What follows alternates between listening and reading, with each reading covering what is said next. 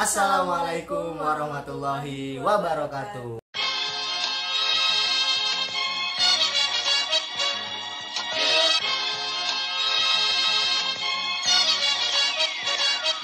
Apa sih yang berubah ya? Apa yang berubah ketika sebelum menikah dan setelah menikah?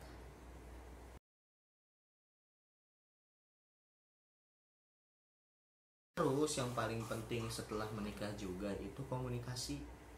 Ya, komunikasi saya dengan Neng, komunikasi saya dengan orang tuanya Neng. Begitupun sebaliknya. Neng sama siapa?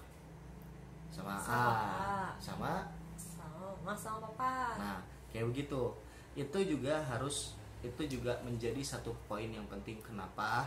Kadang banyak orang yang tidak bisa mengkomunikasikan segala sesuatunya dengan baik, sampai akhirnya ada miskomunikasi gitu. Komunikasi itu penting gitu. Misal saya lagi diem atau Neng lagi diem, ya harus dilakukan adalah bertanya, Neng kenapa gitu, ada apa gitu. Diem itu ya. Iya, diem dalam kondisi apa, tiba-tiba diem kan gak mungkin kan, orang tiba-tiba diem. Gak ada sesuatu tuh kayaknya jarang dan bahkan tidak mungkin, karena setiap orang itu pasti ya udah, kalau diem pasti ada sesuatu, dan itu tak dikomunikasikan. Sekiranya belum mau cerita, ya udah coba dikasih ruang dulu. Tapi kalau misalnya tipikal saya tipikal yang kalau misalnya ada apa-apa diomongin. Neng tipikal yang kalau ada apa-apa diem dulu dan akhirnya dipancing buat ngomong. Dan itu tuh perlu gitu. Dan teman-teman yang belum menikah ataupun yang sudah menikah, ini ingat, ini jadi satu poin yang penting gitu. Ketika segala hal apapun harus dikomunikasikan. Nggak bisa masing-masing, nggak bisa lu aja atau gua aja gitu, nggak bisa gitu. Neng aja atau aja nggak bisa gitu. Makanya ini juga penting. Terus kenapa juga komunikasi penting? Gini, Neng muslimah, AA muslim, kita punya tugas untuk berdakwah, punya tugas buat belajar gitu. Dan ya kan beda gitu agendanya laki-laki, agendanya AA sama agendanya Neng. Ya. Terus jadi kayak misalnya saya kalau jadwal halakoh saya malam, karena kalau untuk bapak-bapak rata-rata jadwal kajian itu malam, setelah jam kerjanya selesai. Sementara Neng itu hari kerja ya, pagi atau siang di hari kerja. Kalaupun ada di weekend pun itu untuk kajian tertentu gitu. Dan itu dikomunikasikan, disampaikan, Neng ada jadwal ngaji di sini. Nanti saya bilang, ada jadwal ngaji malam ini. Dan itu penting. Kenapa gitu? Biar nggak ada rasaan kok hanya keluar terus kalau malam misalnya gitu, atau Nengnya kok Neng pergi terus kalau misalnya itu perlu dikomunikasikan. Nah, tambah lagi kemarin kebetulan teman-temannya AA datang ke rumah. Ada salah satu yang cerita, teman saya ini cerita kalau ada temannya lagi yang mau menikah, tapi ucapannya kayak gini, gua nggak mau nanti kalau nikah suami gue terlalu dominan. Nah, kenapa? Karena harus ada emansipasi wanita. Karena gue juga boleh dong gue berkarir gitu, nggak cuma suami gue doang. Tolong dipahami teman-teman, gini, ini yang harus dikomunikasikan dan harus diluruskan bahwa sesungguhnya ketika menikah itu, ingat, pemimpin rumah tangga yang ada di rumah teman-teman nanti ketika menikah adalah laki-laki, suami. Nah, suami itu pemimpin dalam rumah tangga. Yang artinya apapun yang teman-teman perempuan atau istri-istri yang dilakukan harus berdasarkan ridho dan restu dan izin dari suami. Itu harus. Apa kan dibahas ya, arijalu qawwamuna 'ala nisa, laki-laki itu pemimpin bagi perempuan, yang artinya perempuan itu dipimpin oleh laki-laki gitu.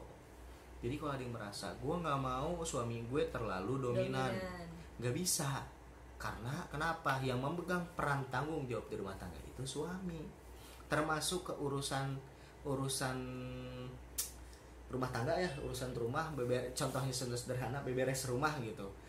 Laki-laki juga nggak boleh gitu. Laki-laki juga walaupun punya kendali ya, punya punya kekuasaan, istilahnya mah bahasanya, punya wewenang bahwa ya udah kamu nggak boleh kerja, kamu kerjain kerjaan rumah, itu juga perlu dilihat, perlu jadi catatan. Harusnya gimana nih? Harusnya kerjaan rumah itu nggak selalu jadi kerjaan perempuan atau istri. Harusnya jadi pekerjaan berdua. Tapi kita juga dan tadi tetap harus komunikasi. Jadi nggak yang contohnya dikit aja deh, kayak ya A tuh ya istilahnya anak empok gitu ya, ada yang ngurusin di rumahnya, kayak Neng juga anak ibu, jadi apapun udah disiapin gitu, udah disediain. Jadi kayak kita sama-sama yang biasa disediain, dilayanin, terus tiba-tiba hidup berdua satu rumah, ngurus rumah, ngurus isi rumah berdua gitu. Kalau kebanyakan orang kan jadi istri nanti di rumah ngurus rumah, bebersih rumah, kerjaan rumah semua sama istri gitu. Suami ya kerja gitu, udah pulang kerja ya istirahat misalkan itu. Sebenarnya sih nggak bisa gitu juga. Jadi kerjaan rumah itu nggak mesti istri yang ngerjain, harusnya suami juga ngerti gitu bahwa itu tuh bukan hanya tugas istri. Jadi bisa dikomunikasiin, misalkan dibagi, suami ngerjain apa, istri ngerjain apa. Kalau kayak kita misalkan Neng yang nyapu, yang ngepel, Neng yang nyetrika, Neng nyuci, Neng yang cuci piring, yang sikat WC, kayak gitu.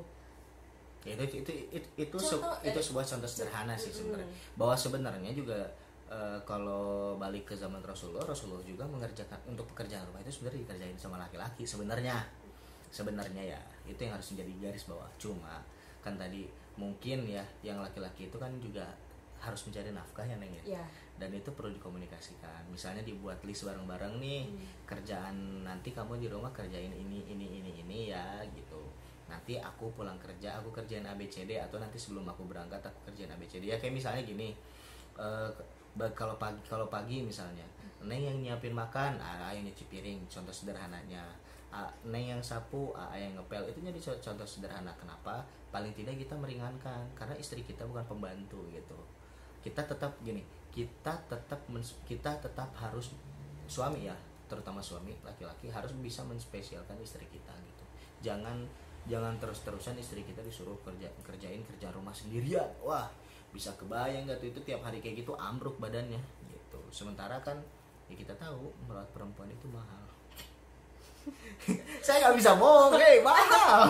Jadi salah satunya itu enggak gitu sih. Ya tetap gitu, karena kan ya kita juga harus menjaga istri kita gitu. Jadi biar nggak gampang sakit, biar nanti kalau misalnya Allah mengizinkan kita untuk udah punya anak, kan artinya istri kita bertambah amanahnya menjaga istri mendidik anak. Ayahnya bagian yang berperan penting untuk mendidik istri beserta anak. Jadi sama-sama mendidik, sambil yang laki-laki sambil mencari nafkah, kayak gitu sih. Jadi tetap harus dikomunikasi, banyak hal harus dikomunikasiin, termasuk urusan dakwah. Bagaimana itu menjadi satu titik yang penting gitu. Jadi balik lagi, kalau misalnya bertanya bagaimana kehidupan setelah menikah gitu, ya kehidupan setelah menikah yang pasti udah enggak sendirian lagi. Udah jelas. Itu udah pasti. Yang pertama, lo pada nggak sendiri lagi, kamu atau kalian nggak sendiri lagi. Kalian itu berdua sebelum nanti ada yang ketiga anak. Yang ketiga tuh anak.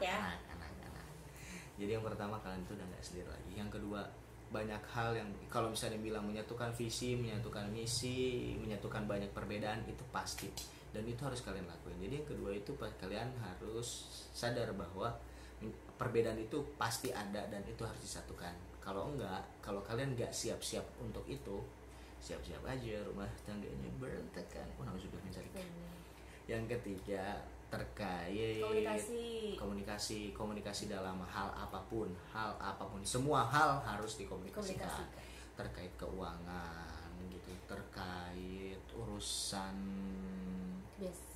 kebiasaan harus dikomunikasikan. Terus terkait agenda, pokoknya apapun, termasuk sampai ke urusan yang kecil pun harus dikomunikasikan. Dan teman-teman harus belajar ketika teman-teman sedang berselisih antara suami dan istri, harus bisa dikomunikasikan dan diselesaikan. jangan lebih dari 3 hari, tapi kalau bisa setelah ada masalah itu tolong langsung diselesaikan. Kenapa? Semakin lama berantem semakin banyak dosa yang kita tumpuk. Gak 3 hari juga sih kayaknya. Jangan sampai punggung-punggungan lah ya. Jangan sampai punggung-punggungan endingnya. Jangan sampai tidurnya sambil marahan sebelum tidur. Udah baikan. Nah, gitu. Sebelum tidur udah baikan. Tuh, kayak gitu. Jadi banyak hal gitu. Jadi kalau misalnya kita berdua, ya kayak gitu, itu kita berdua gitu. Apapun yang terjadi kita komunikasiin.